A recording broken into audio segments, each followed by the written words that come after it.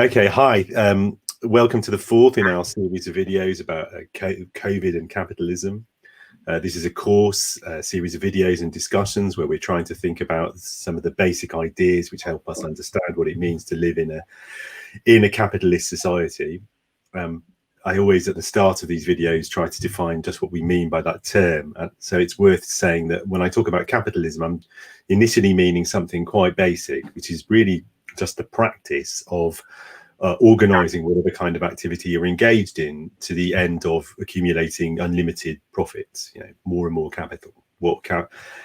And we can all kinds of other things can follow from that. You can say that we live in a society where, because everything is oriented towards the generation of profit, there are some people have power, other people don't. Other governments do some things, they don't do other things. But to keep it simple, just to understand from the start what I'm talking about when I'm talking about capitalism, it's basically that. It's basically just the pursuit of profit without any kind of limitations. And today, what we're going to talk about is the role that governments do or can play in a society that's organised in ours as ours is, and we're going to look at what governments have been doing in the period of the COVID crisis. And so I'm joined today by my friend Christine Berry. He's a writer and researcher, author of a recent book, co-authored with Joe Guinan, called People Get Ready, which was a book kind of anticipating the possibility, although not only the possibility, of a Corbyn-led progressive government, thinking about what kind of programs it could try to implement, but also what kind of general political strategy people would have to engage in to ensure its success if we were to get that opportunity. So we're going to start off by talking about the COVID crisis and talk about how governments have responded. And I suppose the first question I'd like to ask you, Christine, is just, how would you characterise the response of, say the British government, maybe other governments as well, to the crisis? What is it you think they've done right? What is it you think they've done wrong? So we're talking specifically about the British government. And if we're talking in the first instance, let's talk about what they've done to support the economy, maybe leaving slightly separately these questions around public health and what they've done to sort of try and contain the spread of the virus. I think the good thing and the positive thing for the left is that obviously they've recognised the need for the state to step in and support the economy through things like the furlough scheme. And obviously that was a good thing that sort of prevented an immediate wave of mass unemployment. Things would have been a lot worse if they hadn't done that. They had to go against their own political instincts to do that. And they also have acknowledged that the debts that the state took on in order to do that weren't a major concern, given that we could borrow at very low interest rates. So they've basically kind of demolished the economic case for austerity there. And I think that is significant. But I think we can sort of overestimate how significant that is, in a way, partly because the political debate has been so defined by austerity for the last 10 years. There was this kind of overexcitement, I think, on the left in the early stages of the crisis that this was going to be a real turning point, that the state, a Tory-led government, was suddenly doing all these really progressive things. And I think that rests on this kind of misconception of what it means to be progressive as basically the state intervening more. Whereas I think we actually have to ask, in whose interest and to what purpose is the state intervening, which I think goes back to what you were saying in the introduction. Your basic definition of capitalism is about the accumulation of capital. And if you think back to 2008 and the financial crisis, right, the bank bailouts were state intervention on a massive scale to protect and preserve the accumulation of capital, to underwrite the losses of financialized capital in particular. And then, in the decade after that, you saw it didn't lead to a sort of positive progressive change in the political economy. Actually, ordinary people then paid the price for that through austerity. And I think you can kind of see what's happening now in a similar light, right? That the Tories recognised that the state needed to step in because it needed to basically underwrite and backstop the existing capitalist economy, the process of capital accumulation. And that's basically what things like the furlough scheme do. They're trying to preserve the status quo ante, the economy that we had before the crisis. And similarly, the Bank of England, with things like quantitative easing, has been sort of propping up the capital markets and propping up asset prices. And what they obviously haven't been willing to do and aren't really willing to do is to do things that really rewrite that political economy or challenge the interests of capital, which is where you see things like the row about freezing rents playing out, for example, like the idea that we should write off rent arrears because it's not fair that tenants have borne all the burden of the crisis and landlords have borne none. And so I think that's where you really see the limits of this kind of supposed conversion to progressive politics of the Tories, in that they've accepted the need for more state intervention. But we really need to be asking what kind of intervention, I think. Right, yeah, I think that's really helpful, yeah. And I think that that distinction, I mean, that it's important to keep emphasising this idea that, you know, the state has always played a really significant role in a capitalist economy. You know, it always does. And that the idea that there's the left-right distinction is a distinction between governments who don't do anything and governments who do things.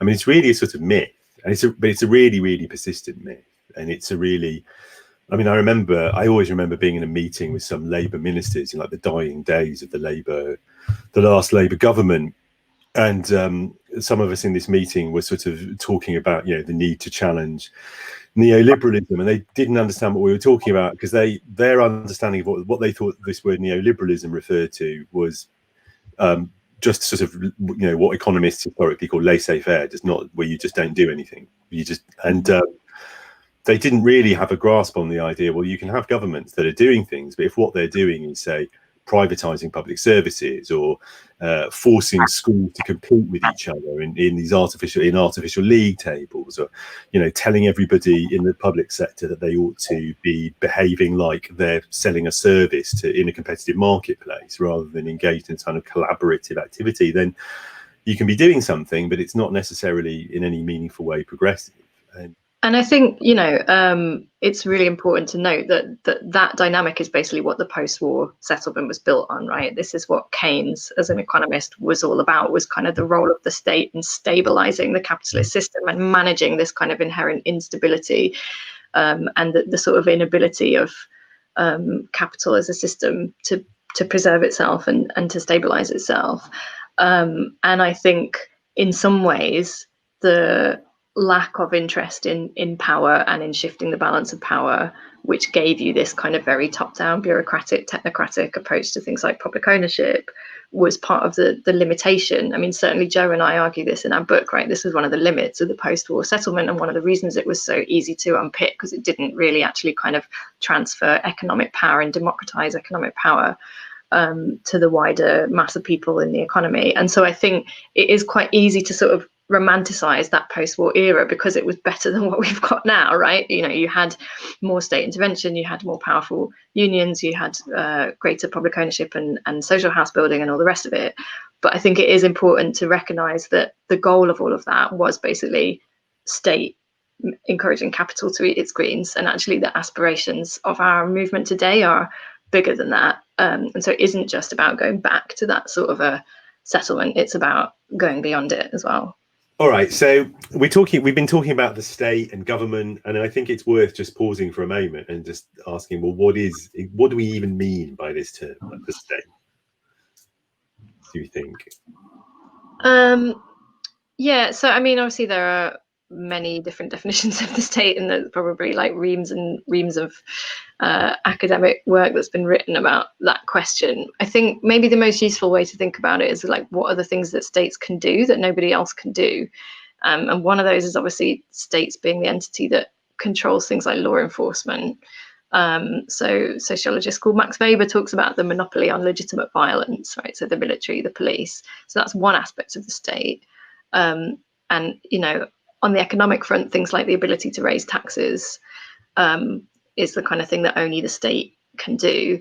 And you can also think about the state in terms of where its authority and its legitimacy comes from, right? Which in these kind of modern, supposedly democratic countries is its sort of claim to represent the people and to kind of make decisions on behalf of everybody in that society, which, you know, as we'll discuss, is kind of a dubious and quite a fragile claim in the context of the UK today. But in theory, that is what the state represents. And so your understanding of, you know, do you want to elaborate a bit more on your understanding of, well, what would we want and what could we expect of sort of progressive government? Because I mean, one thing I would ask, actually, you've just been, I mean, you're quite critical of the sort of idea which informs a lot of mainstream left thinking, even say in Britain, which is, well, that Keynesian social democrat, that Keynesian model, I should say, whereby governments basically manage the economy in such a way to make sure there's a robust public sector, there's full employment, there's reasonable wages. You know, we shouldn't romanticize that. It may have produced a relatively stable society, but it left too much power in the hands of bureaucrats and capitalists. It didn't really leave everything empowered.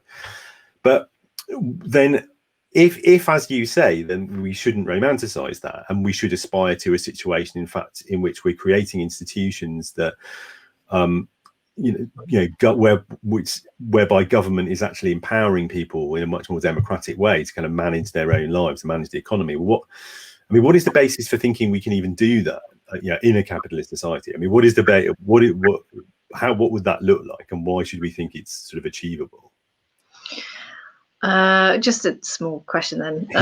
I feel like there's quite a lot of different questions in there. So what's the best way to unpack it, I wonder? I mean, you said in a capitalist society, what's the reason for thinking that's achievable? I guess the question is, if you did achieve all of those things, would it still be a capitalist society?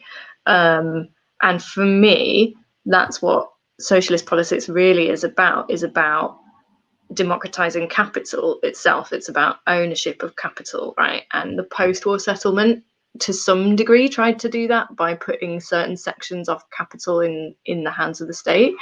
And I'm not somebody who thinks that we don't need a bigger state, or that the state isn't important. For me, it's about what kind of state do we have, and the democratic character of that state, and the extent to which it genuinely kind of puts power in the hands of people. But I think it's also a kind of bigger question about how far we have an ambition to replace a system based on private capital accumulation with a sort of more democratic, more dispersed ownership of capital itself.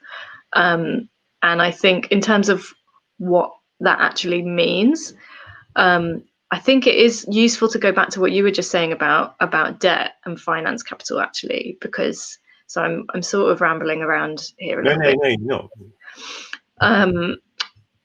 When we say that the state is about protecting the interests of private capital, I think increasingly it's important to understand that we really are talking about finance capital, speculative capital, and sort of ownership of assets, and increasingly financial or financialized assets, which includes houses, house prices, which are so bound up with the whole system of mortgage lending and the banking system.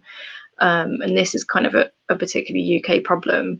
But I think, let's just look at the Boris Johnson government, right? With things like Brexit, one of the weird things that's happening is that you're seeing actually a Tory government that is kind of quite willing to piss off large swathes of what I would call more sort of productive capital. Meaning like factories, people who actually make stuff. People who own factories, people who own businesses that make stuff, right? Which is traditionally, if you're thinking about 19th century industrial capitalism, that's what you kind of mean mostly by capitalists. And actually, with the politics of Brexit, the weird thing that has happened, or one of the weird things that's happened, is that the Tories increasingly have been kind of quite willing and have got away with pissing off a lot of those capitalists. But the people that they really haven't been willing to piss off, and the people that very clearly this government is on the side of, is kind of speculative financial capital, people like property developers, people like banks. You see this with the Robert Jenrick scandal, right? And Richard Desmond, the property developer who was kind of fast-tracked to build stuff because he was a Tory donor. These are their people. These are their people, really. And that's the section of capital that they are primarily about protecting. And I think increasingly that's the kind of capital our economy is organized around. It's people who own stuff, what I would call rentiers. So people like landlords who can extract rent from other people by virtue of the fact that they own assets. So they're not putting that capital to work to produce things that are useful and then sell them to people. They're basically just sweating those assets and using them to extract money from other people in the economy, whether that's houses, whether it's energy resources, water, whatever else, even the money supply itself, the banking system, and they can then charge interest on loans. So for me, the task is to democratize those forms of capital, to prevent them being used to sort of extract rent from the majority by a minority and put them to work for the benefit of everybody, and shift towards an economy that is much more centered around meeting human needs rather than around accumulating capital. And I think that is, again, this is what makes our politics different from the post-war era, because the shape of our economy is different from the post-war era, and the kind of centers of capital and of capitalist power are different. And they're the ones that we really need to take on. Okay, well, that's really helpful. But what you talked about the need to democratize capital. So just what would that look like? I mean, what's a policy that actually could be enacted that would manifest that? Is it something like, national investment banks, this kind of thing? Oh gosh, this is something I'm still organizing my thoughts on, and actually I think it's something the left needs to do a lot more deep and serious thinking about, because it's relatively new. I think this idea is the organizing principle of what the left is about, and I think there are some really deep questions about what kinds of democratic ownership we want and how we achieve that. I think for things like housing and energy that are needed to meet our basic needs, I think part of it has to be about taking them out of the market altogether. So they're not assets anymore in that sense, like commodities that you can use to speculate with or to make money from. They're rather kind of universal basic rights, and I think this is where things like the idea of universal basic services comes from, right? The idea that this certain set of things that we need to meet our basic needs should be taken out of the market altogether. And that's part of the reason we need the state, right? So there are some people who talk about democratizing the economy who think that it can be done purely through this sort of bottom up, or we don't need the state anymore, we can just grow kind of community energy cooperatives or whatever. And I'm absolutely all for community energy cooperatives. I think they're great. I think they should be part of a new ecosystem of how we own and control energy. But at a kind of system level, you need the state to be able to intervene and take power away from, the big energy companies that control the energy supply at the moment. Otherwise, you've just got those energy cooperatives trying to compete and trying to succeed within a sort of a system that is still kind of marketized and capitalist in character. So, like taking energy as an example, I think, Labour's energy policy did get very close to this, I think, in the end, going into the last election. What I would like to see is you have the state, yes, kind of renationalizing certain companies in order to, take the provision of those things back into public and democratic control, but rather than then running them as a sort of top-down bureaucratic state entity, then democratizing them, decentralizing that system, pushing power downwards to municipalities, and also kind of contracting with and engaging with community energy cooperatives and other forms of kind of democratically owned energy production. So you have the state kind of playing a role in coordinating the system and decommodifying the system, but then within that you've got this sort of more diverse, more pluralist ecosystem of different kinds of democratic ownership that are really kind of putting power in the hands of people that have a stake in those resources in different kinds of ways. Yeah, sure. And we should be clear, this isn't all just coming out of your head. I mean, this is stuff that does actually happen in the world. Like, people do this. Germany has gone a long way towards doing a lot of what you've described in the energy sector very successfully. There are countries as well. Yeah. Sorry? Denmark as well. Yeah, and the inspirations, I think, for Labour's policy on these things. Yeah. And in Denmark, historically, energy heating costs are publicly owned, are publicly controlled. I mean, heating is free. It's part of the public, it's paid for out of the public sector. I mean, historically, I don't know if it still is or it's been changed. But so all this is done, this is stuff you can do. And you use this phrase decommodification, which I think is really useful phrase. And commodity is just a word for anything that's bought and sold for profit. And commodification is the process by which everything gets turned into stuff that's bought and sold for profit, whether it's finding you a boyfriend or chocolate cakes or anything you can think of gets turned into a service or a good that can be traded for profit. And we come to think of it, we're encouraged to think of it as just completely normal. It's completely normal that absolutely everything should be thought of as something you can buy and sell for profit. And it's not normal. It's not normal for humans. It's not even normal for modern humans in advanced capitalist economies, actually, for the amount of stuff that in a society like Britain has to be thought of as a commodity, to be thought of in those ways. And it just doesn't do anyone any good. I mean, where is the social benefit? I mean, I think it's interesting to think about this for a moment, because In Britain, for example, because we have a historical because we have the NHS, we're still very attached to the idea of education as a public service. People even still have some experience of council housing. People are used to thinking of those things as things which might not be commodities. They might be things you can access by right as a member of a society. But I also think, well, why should cheap wholemeal sliced bread be something that's bought and sold for profit? Like it's a basic necessity. Like, why shouldn't everybody just get some? It would be cheaper, it would be more efficient. Everybody needs it. And it's also just inhuman, actually. It's inhuman that something that's that necessary should be produced for profit. And that is. So I think decommodification is a really useful concept. One of the questions, and it is a question that you touched on a bit in your book, is, well, what are the political conditions under which that happens? Because in Britain, basically, we keep talking about the post-war situation. And well, actually, in Britain, the historical context for that was the biggest the biggest crisis Britain has ever experienced, which was World War II. And under those circumstances, government was forced basically to take on a whole range of roles which previously people on the right had said you just couldn't do. You can't use this. You can't have a national health service. It wouldn't work. You can't have a national food service. You can't do all that stuff. And then they had to, so they did it. And that kind of left people with an idea that, well, actually governments can do things. So I suppose that actually there's two questions that come out of that observation. One is, more generally, what is it other than massive existential crises to the whole society? Like, are there things that we can contribute to changing the broader context that make it more likely governments will do good things? And also, to what extent has the experience of the pandemic shifted people's ideas about what governments might or might not be able to do? Is the pandemic one of those crises? Yeah, again, a whole range of really interesting questions. I think in terms of having a kind of bigger picture framework for thinking about and understanding those questions, I find Eric Olin Wright really useful. I mean, I don't know, maybe we can put a little further reading list. Yeah. American sociologist died this year or late last year. Yeah, I'm not sure, recently anyway. And his last book, I think, that he wrote before he died is called How to be an Anti-Capitalist in the 21st Century.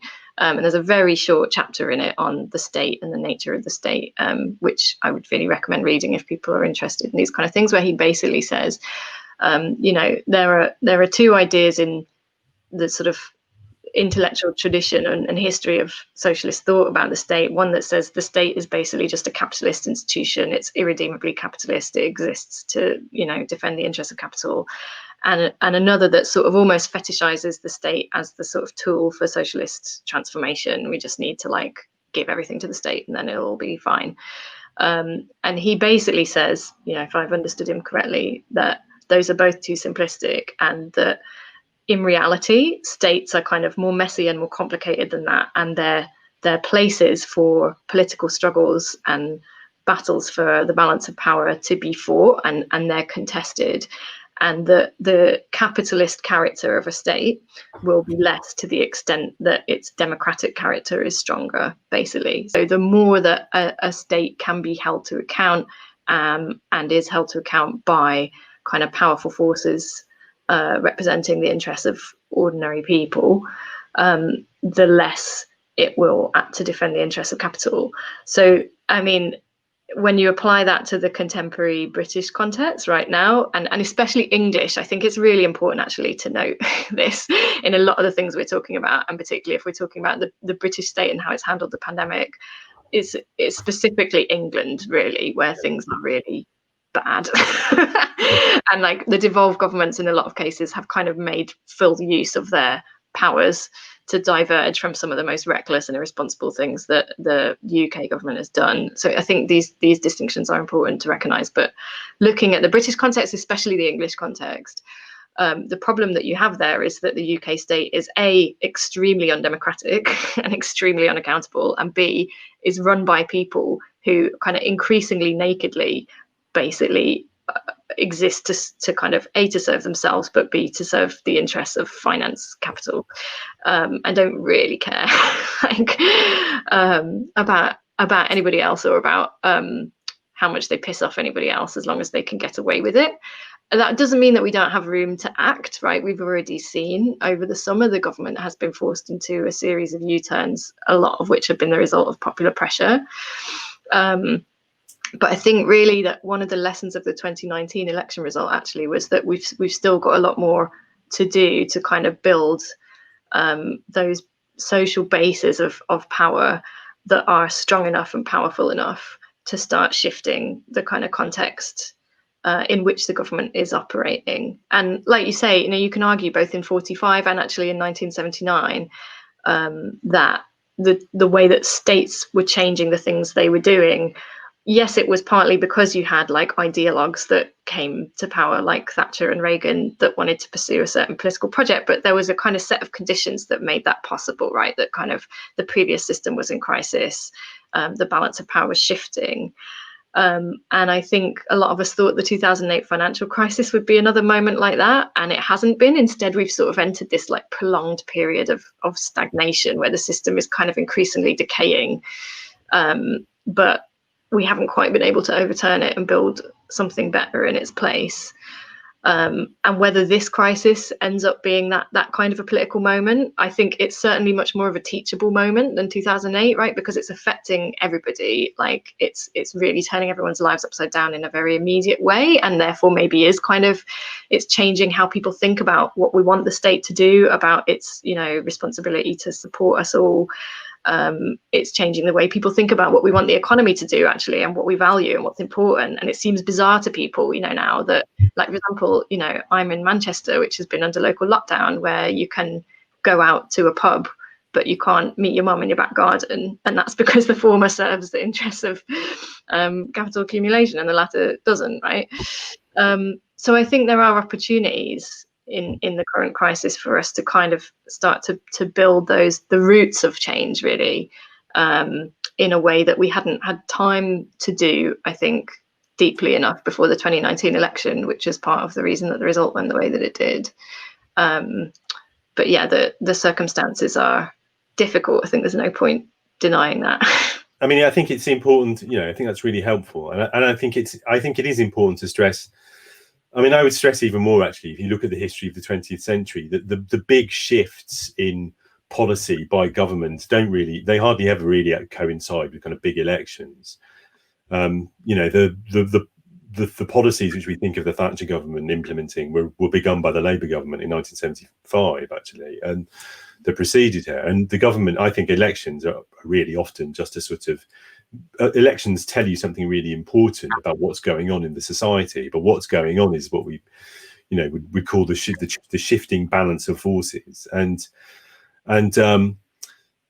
really what if you want, I mean, the reason that is I was always quite pessimistic about the prospects for a Corbyn government was that I couldn't see any evidence that the balance of forces had shifted sufficiently to make it realistic to expect a radical progressive program. And the question then is, well, how do you shift the balance of forces? And I think it's not, I think rather than just being pessimistic, saying, oh, it's really hard, you have to wait for a crisis, I think it's also the case that to some extent, if you look at the historic precedents, the balance of forces get shifted by all kinds of things. They get shifted by mass protests. They get shifted by people joining unions. They get shifted by people just spreading ideas. They get shifted by people talking to their neighbours and saying, it's not immigrants and it's not the G5 COVID conspiracy causing the problems. It's excessive profits of capital. And I think that and historically the role of things like the World Transformed in sort of building movement, and projects to disseminate a better understanding of what's going on have always been really important in sort of building those things, in shifting those things. So I think rather than being sort of pessimistic or fatalistic, I think it's important to acknowledge that, well, there's you have to do everything you can think of if you're going to contribute to that shifting of the balance of forces, and you never know exactly when you're going to reach a tipping point. And it isn't just about elections. I mean, elections are not really the kind of most important thing in many ways. But I suppose I know we've gone quite long, but we'll edit it. But I wanted to ask you finally, to say something about, well, the general condition of democracy in Britain, because you talked about the fact that England in particular is extremely undemocratic. And I know you've been writing recently about the crisis of democratic legitimacy in England in particular, maybe in Britain as well, to the extent that the British government is only really an English government and has no democratic legitimacy with Welsh and Scottish people. So do you want to say something about that for a minute? Yeah, I think this is really important for us to bear in mind, because I think, you know, that we've had quite a wide ranging conversation, but really what it all boils down to for me is that the project of socialism in the 21st century is about democracy, and it's about democratizing the economy and also about democratizing the state, and you can't do one without the other. That's the kind of take home for me. And so I think it is really important for us to kind of put front and center this crisis of democratic legitimacy that we're seeing, and not to treat it as a kind of sideshow to the main event, which is the economic crisis. I really think you can't deal with one without the other. And I actually think after the 2019 election, there was a moment where democratic reform and this kind of democratic crisis was on the agenda on the left in a way that it hasn't been, you know, as long as I can remember. In the Labour leadership contest, for example, lots of people were talking about electoral reform. We'd started to realise actually that democratic reform was necessary and was a really vital and central thing for the left to start thinking about. You know, A, if it wanted to win, but B, if it wanted to transform society. And I think we're in this kind of weird phase of this crisis now where our democracy is kind of continuing to decay all around us, whether it's the Cummings scandal and the kind of lack of trust and legitimacy in government that has sort of created, and the sort of lack of accountability that it's exposed, right? That this man managed to hang on despite like the wave of kind of outrage and public opposition that they were facing over it. Whether it's this stuff about the devolved governments, and the kind of complete lack of legitimacy of Westminster in relation to the devolved administrations and that sort of crisis of the British nation state. So it's all kind of unfolding all around us, but people's minds are so occupied by the kind of crisis that we're living through and the pandemic and the recession that it's just kind of not top of mind for most people. I think those things, and we've almost not got space in our brains to think about it. But I think it's really critical that we have a strategy for dealing with that, because actually the problem is that at the moment, in this perverse way, Johnson, he kind of epitomizes everything that is most terrible and most dysfunctional about British democracy. Like, he's completely incompetent, he's nakedly self-serving and elitist, he lies, he's unaccountable. And yet, like, he basically has just won an election, not really even in spite of those qualities, but kind of because of them. Like, you have to remember, you know, it's very easy for people to make out like the 2019 result was all Corbyn's fault and all about what Labour did wrong. But it was deeper than that. I think, like, Johnson wasn't just pitching himself against Corbyn, he was pitching himself specifically against Parliament, and a Parliament that was trying to stop Brexit. So it really was like very specifically a claim about replacing the sort of democratic legitimacy of an elected parliament with the sort of legitimacy of a strong authoritarian leader that was going to implement the will of the people.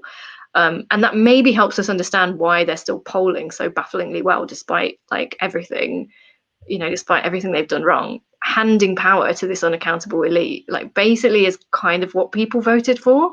And like, it's kind of scary that he did manage to turn out 2 million new voters to vote for that. Like, it really speaks to the level of contempt and mistrust in our democratic institutions that people hold. And I think until the left reckons with that and actually offers an alternative to it, it's going to be really hard for us to take on the kind of politics that Johnson represents. Okay, thanks, Christine. That was brilliant. And please, if you're watching this before September 23rd, 2020, please join myself and Christine on the Zoom call to discuss it at 6 o'clock. And the final session in this series will be me and the aforementioned Keir Milburn, I think, talking about freedom and why it's good.